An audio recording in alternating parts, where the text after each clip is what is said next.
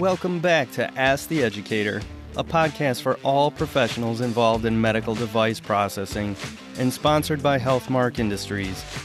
The education team here at Healthmark has 280 years of combined experience in areas ranging from sterile processing, endoscopy, OR, biomed, to hospital and industry leadership.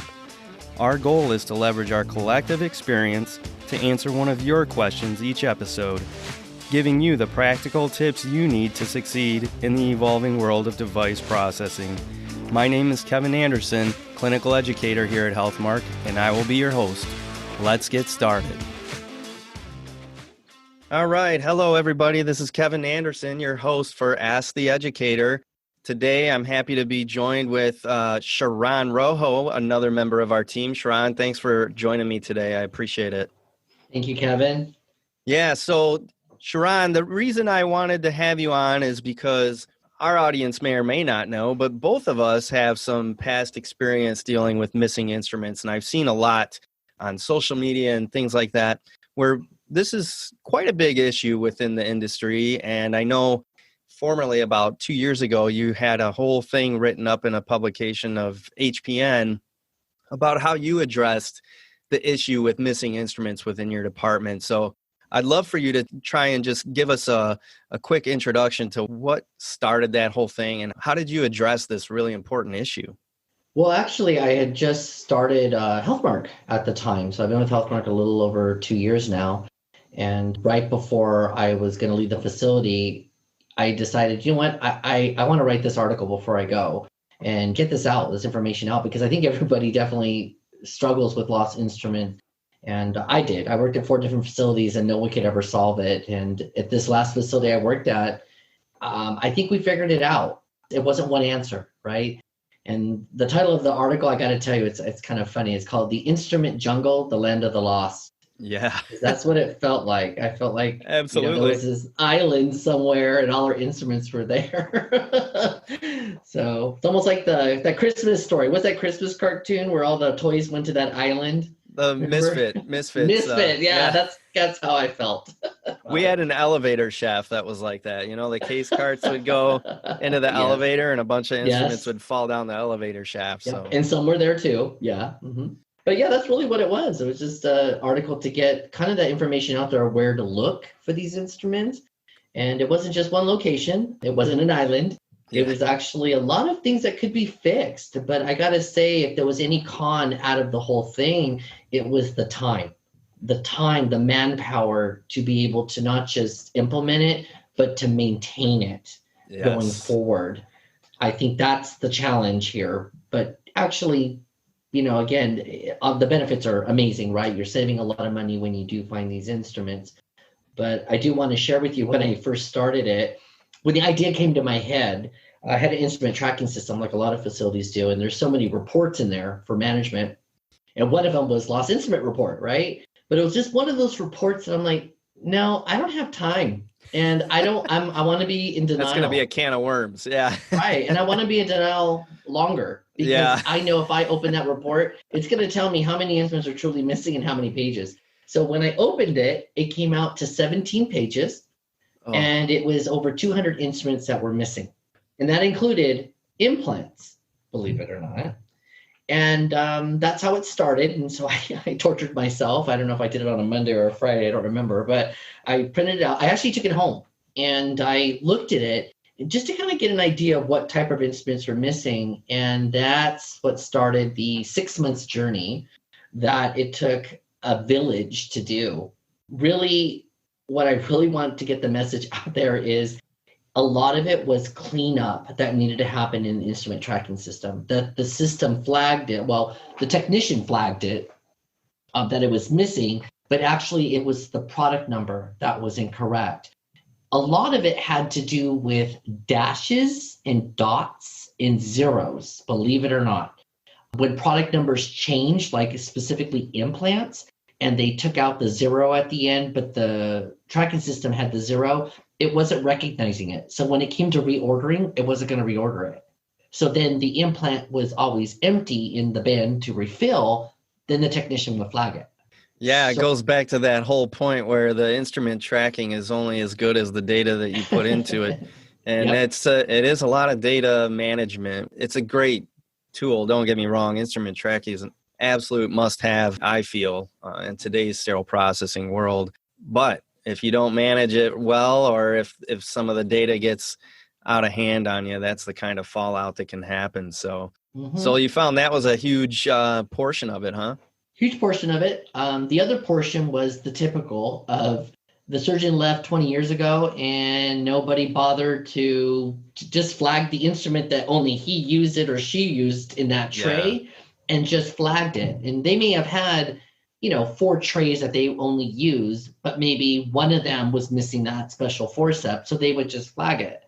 And there was no process for searching or you go to this location to look. Everybody had their own way of searching. And you understand what I'm saying. There was not really a process of, okay, if an instrument is not in your tray, what are your steps? Yes, do you go back to the washer? Do you look in the filter? Do you have a system in place where you put, I don't know what you call those, like cards or colored things in the trays to know that all were used in the same procedure? And if that's the case, that's great. The problem is, if you have 5 trays you got to sift through, by the time you cut yourself with a skin hook, you still haven't found that instrument. Yeah. So there's a lot of things that you got to do. And to expect a technician to do that, especially on a turnover, my gosh, like I've been there. So that was one thing that we found and we corrected, time consuming, but hey, delete the instrument, just take them all out. He's no longer here or she's no longer here. And let's move on, right? Yeah. So we noticed that not only were the tracking system numbers were incorrect, even the quantities were incorrect. So for an example, a tray, an implant tray, you know how you have little caddies and stuff, only held 10 of this certain screw size, but the count sheet said 12. It was easy fix. There were some easy fix ones, right? That was easy done, over. And then just now after finding all that, was now going to correct it. But we also found obsolete items too. So some instruments are obsolete, especially you can't even reorder them. Yeah. Correct.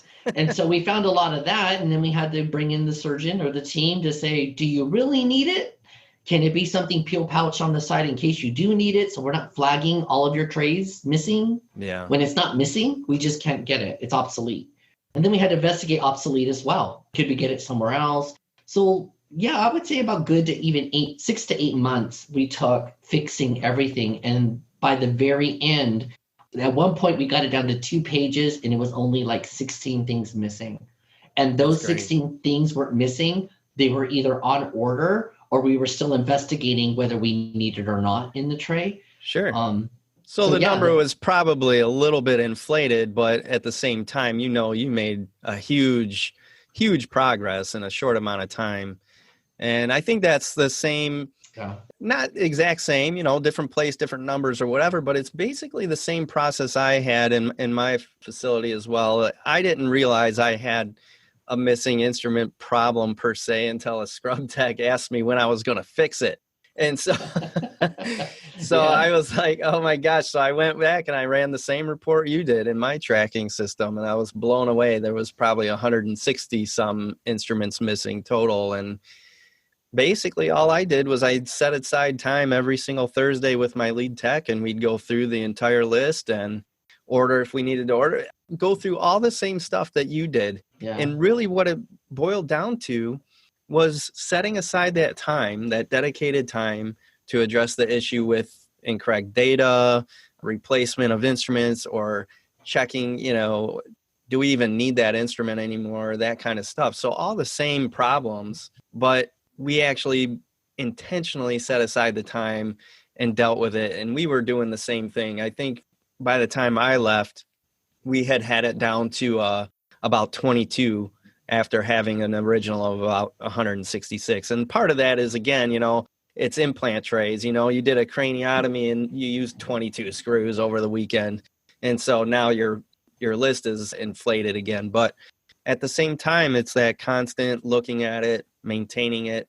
I like that sometimes people have brought up, some lean management tools and things like that. But I guess what I was hoping for was to show our audience and people out there that although those tools are great and they're nice and you should go out and absolutely get them and add to the tools to constantly improve your department, that's not the only way to do it. If you just simply set aside the time and be intentional about it, it can be done. You know what I mean? Don't wait for that special training if you don't have to. Just get after it, you know? And like you said, anything like this, it is more work. It's a lot of work to do it. And it is like you want to be in denial because there's a lot of stuff going on all the time. And the money. I mean, my manager at the time, it was a weekly thing. She's more? You want more? Yeah. And it's like, well, this has been missing for 5 months. This has been missing a year. So it became a routine that every week I was sitting with my manager, and it was a lot of orders for the ones that we did decide that were truly missing. And we had to get the trays back to where they needed to be. But the money, let me tell you, in that first, I would say that first year, it was a lot. Now, where the money came from, I don't remember. I was just always wanting more stuff, she said. So I got that reputation as well. Trust me. Yeah. There's a lot of stuff that I'm missing. I'm kind of just giving you a rough outline of everything, but there was a lot involved. We had numerous people that became part of their routine and checking for myself. Process that we changed, even the way they flagged, we decided not to have them just flag missing. There were different options that we made in the tracking system. Excellent. It was on order, it was out for repair. So we had different things, which helped a lot because then it wasn't truly missing, right? It was on order. At least accounted for, yeah. Correct. We knew exactly what was going on to something that's truly missing that I need to now take time aside right now to go look for.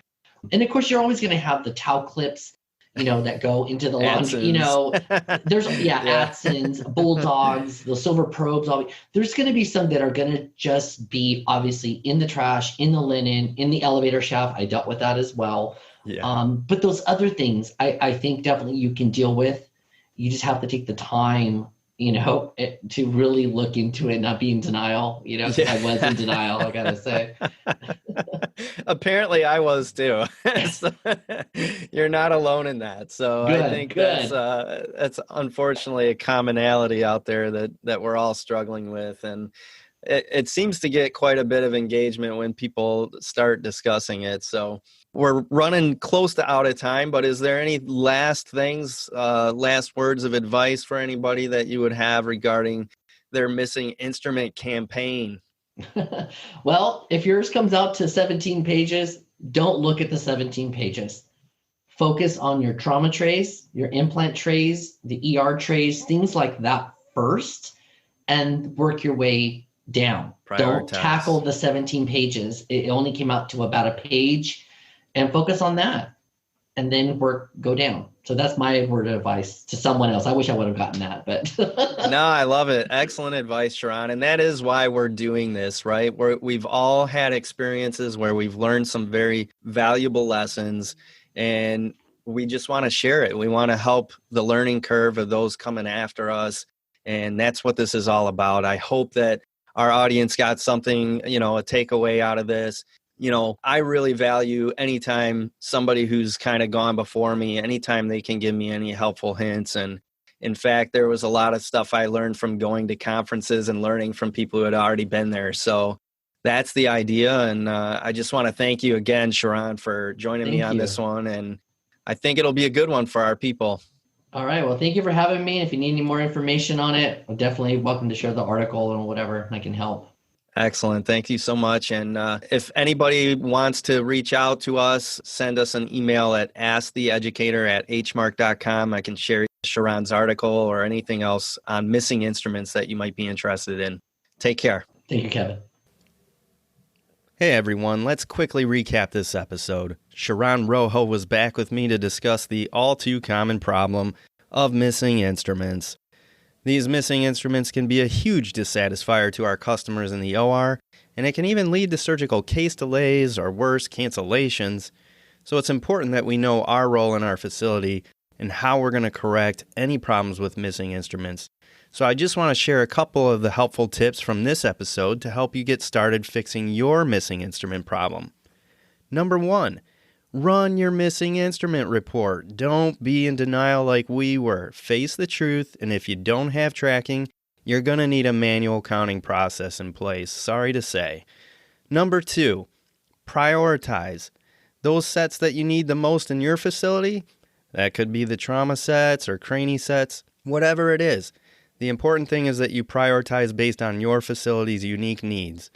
And number 3, this is the fun part, spend the money. Replace lost, broken, or used items as needed. Update those count sheets and purge the unused or obsolete instruments that are in them. And lastly, number 4, repeat these steps routinely to get your number down and keep it down. I hope that helps. Thank you all for listening. Please subscribe to our show wherever you listen to podcasts, or you can check out our channel on YouTube by searching Healthmark Education. Thanks again. All opinions expressed on this show are those of the presenters. Before using any medical device, it is important to review the device manufacturer's instructions for use.